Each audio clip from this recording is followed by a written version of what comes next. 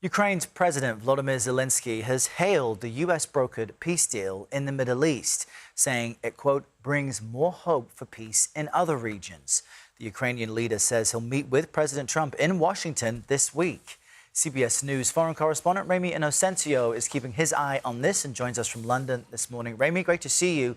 So what might we expect from President Zelensky's visit to Washington, and how exactly might he push for a Middle East-like breakthrough? Sure. Well, there is a lot of hope riding on this after the success that we were reporting on yesterday out of the Middle East. But Zelenskyy pushing, encouraging Donald Trump to basically keep going from the Israel-Hamas war to the Russia-Ukraine war. And Trump, we understand, is now pointing to Turkey's president, Recep Tayyip Erdogan, to play a potential role. He spoke to Putin last week. Ankara relies on both Moscow and Washington for energy and trade, respectively. So peace is also in Turkey's interest. Meantime, this morning, Zelenskyy on X said that as the war in the Mideast comes to an end, it's important not to lose that momentum for advancing peace. War in Europe can also be brought to an end. And yesterday, he said he could meet Trump in person in Washington as soon as this Friday to keep things going along.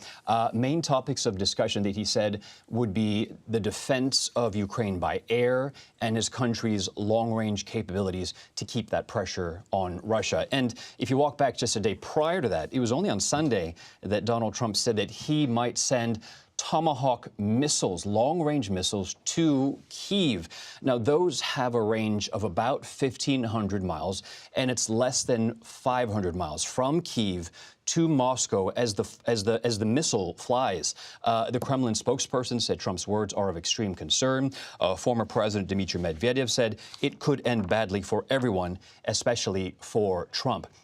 Meantime, Zelenskyy said he'll also try to get more American help to protect Ukraine's energy grid. This is both electric as well as gas. The country going into another wintertime.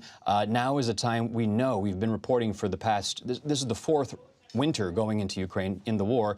Russia has targeted the grid during this time. Kharkiv, Ukraine's second biggest city, again hit overnight. We've been there, and Russia tries to make it even more unbearable during this time. And update us on that last detail, Ramy. What else is happening on the Ukrainian battlefield? Because that war just rages on. Yeah, absolutely. Specifically with Kharkiv, about 30,000 people lost power overnight. Just the latest here.